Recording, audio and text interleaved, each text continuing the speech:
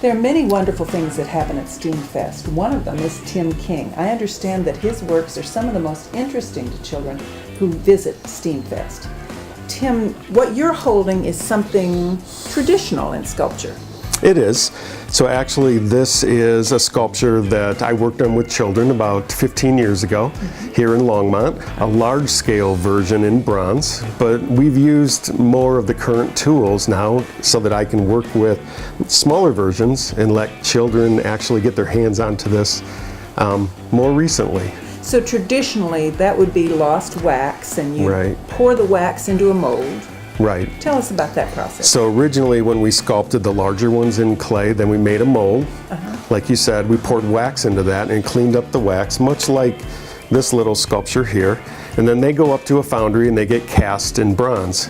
That process can be anywhere from 3 months to an entire year to work on a sculpture in that traditional process. Wow. Well, I love what you're doing and what kids love to see. So let's see some of the modern things. Sounds great.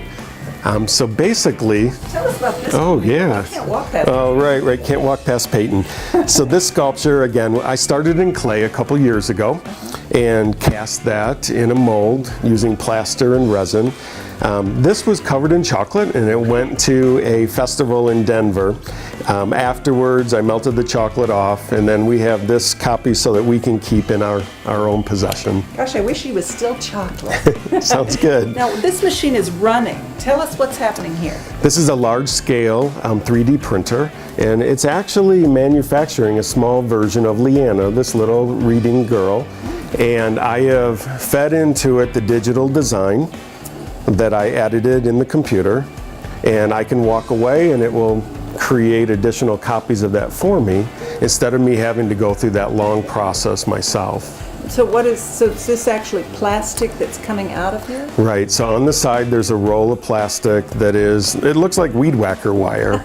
It's actually made out of cornstarch that feeds up through the print head, and then that melts it and places dots or lines of plastic, and it just builds it up. It's much like your printer at home, but instead of only printing in 2 dimensions, it adds a layer on top and continues to build it taller and taller. Oh, wonderful. And how big could this sculpture be? So if I enlarged it in the computer, I could actually make a version of her that's as tall as the inside of this box. But you start with the computer. Yes, I do.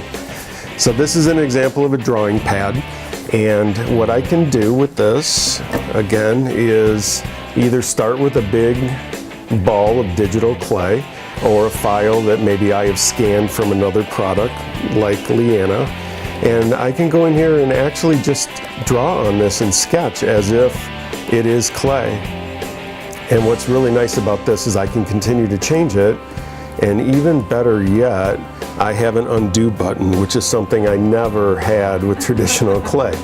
I still love working with regular clay. The smell of it and the feel of it is important, but the idea is this is another tool, and at the right time in each project, you either go digital or you go traditional with practical clay. And as a digital version, you could send it to your 3D printer. Yes, exactly. And that's what I have for samples around the studio here, where I've been able to send maquettes or smaller sample versions, and then the client can see that. They can ask for adjustments.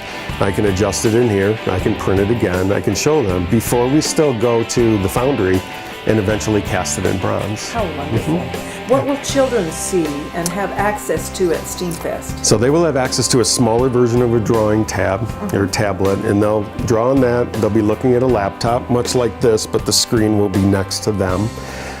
They can start with a ball of digital clay. They can make a little monster. They can make, what I'm doing at the grade school now are eagles, because that's their mascot. So they can draw those out. And then we'll have a smaller 3D printer there, where it works exactly like the larger one, but you can only print something that's about a 5-inch cube. And that way they'll be able to see the process from beginning to end. So they'll be able to draw at STEAMfest. They'll be able to kind of get the idea and get an introduction to 3D printing. And what they do with it, beyond there is, the sky's the limit for them and their parents. Well, I think the whole idea of STEAMfest is the sky's the limit. Right. Why do you think it's important for you to be involved in this? The creativity, not only for myself to tie art and technology together, is interesting to me, but to see what kids do with that, that's really where I feel the most successful, because I know that they will be the ones that take that to the next level. They'll be creating the 3D printers that are instantaneous or fast. Oh. You won't have to wait all night for it to finish. The children that are playing with these things now will turn it into their own careers, and that's exciting to me.